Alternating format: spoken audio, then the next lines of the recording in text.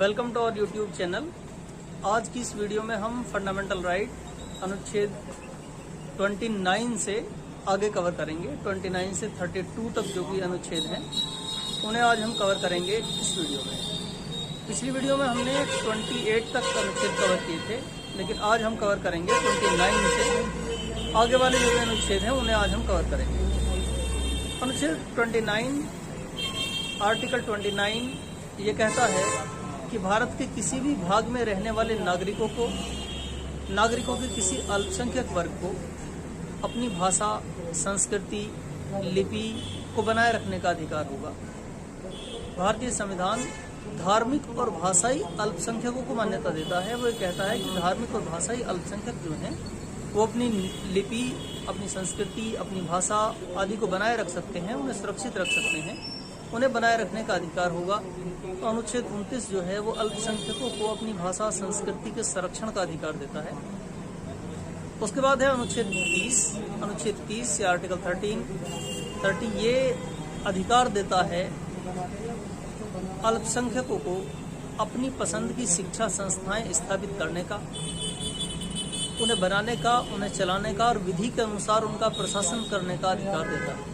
यानी अनुच्छेद 30 जो है वो ये कहता है कि अल्पसंख्यक जो है वो अपनी पसंद की शिक्षा संस्थाएं बना सकते हैं, उन्हें चला सकते हैं, उनका विधि के अनुसार प्रशासन कर सकते हैं, उनके लिए संपत्ति अर्जित कर सकते हैं, उस संपत्ति का प्रबंधन कर सकते हैं। अनुच्छेद 30 अल्पसंख्यकों को अपनी मर्जी की शिक्षा संस्थाएं बनाने और उनका प्रशासन करने का अधिकार देता है। तो ये अधिकार जो है अनुच्छेद 30 है। उसके बाद अनुच्छेद 31, अनुच्छेद 31 है। अनुच्छेद 31 जो है वो संपत्ति का अधिकार देता था।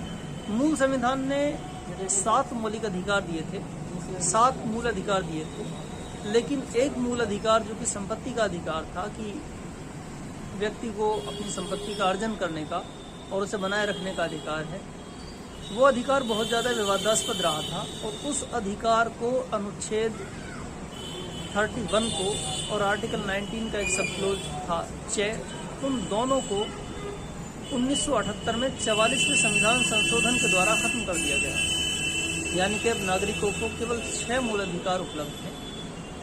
संपत्ति का अधिकार जो कि आर्टिकल 31 में था, अनुच्छेद 31 में था, उसे रिपील कर दिया गया है, उसे खत्म कर दिया गया है।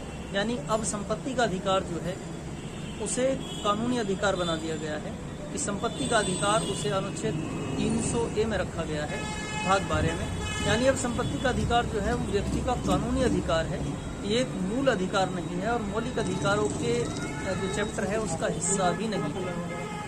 उसके बाद है अनुच्छेद 32। अनुच्छेद 32 ये कहता है कि अपने नागरिकों को जो मूल अधिकार दिए गए हैं संविधान में, अगर कोई उनका हनन करता है किसी तरह से राज्य के द्वारा या किसी व्यक्ति के द्वारा, किसी समुदाय के द्वारा, किन्हीं नागरिकों या नागरिकों के वर्ग के मूल अधिकारों का हनन होता है, तो वो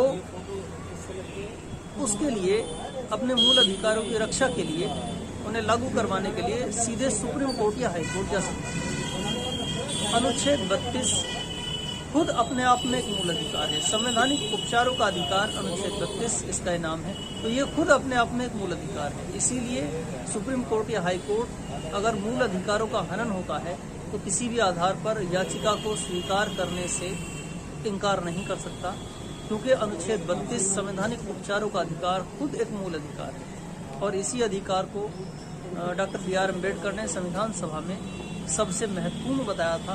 कहा था कि ये संविधान की आत्मा है। अगर मुझसे पूछा जाए कि कौन सा अधिकार सबसे ज़्यादा इम्पोर्टेंट है, सबसे ज़्यादा जो है कौन सा अधिकार है जो जिसके बिना संविधान अर्थहीन हो जाएगा, तो मैं इसे छोड़कर किसी और अनुच्छेद की ओर संकेत नहीं कर सकता। ये संविधान की हृदय और उसकी आत्मा है। अनुच्छेद 32 का होना इसलिए ज़रूरी है कि संविधान में दिए गए मूल अधिकारों के अगर क्रियान्वयन के लिए कोई उपबंध ना किया जाए, कोई ऐसी मशीनरी ना बनाई जाए जो उन्हें क्रियान्वित कर सके, तो मूल अधिकारों का महत्व भी खत्म हो जाएगा।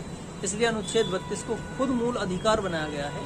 और ये जो है इतना इम्पोर्टेंट है कि खुद मूल अधिकार है और इसी के आधार पर कोई भी व्यक्ति जिसके अधिकारों का हनन हुआ है वो अपने अधिकारों की रक्षा के लिए सुप्रीम कोर्ट या हाई कोर्ट जा सकता है। जहां भी वह उचित समझे वहां पर जा सकता है, चाहे वो सुप्रीम कोर्ट जा सकता है या हाई कोर्ट जा सकता है। तो ये मूल अधिकार जो हैं अनुच्छेद 32 तक ये कंप्लीट हो गए हैं। अनुच्छेद 33 जो है वो ये कहता है कि मूल अधिकारों का क्रियान्वयन रोका जा सकता है उस क्षेत्र में जो सैनिक बल हैं, सशस्त्र बल के सदस्य हैं, तो संसद उनके लिए कानून बनाकर उनके मूल अधिकारों पर रोक लगा सकती है। उसके लिए नौसेना एक्ट, वायुसेना एक्ट, थल सेना एक्ट जैसे कानून संसद ने बनाए हैं, यानी कि सशस्त्र बल उनके सदस्यों के मूल अधिकारों पर कुछ रोक लगाई जा सकती है। इसके बाद अनुच्छेद 34 है।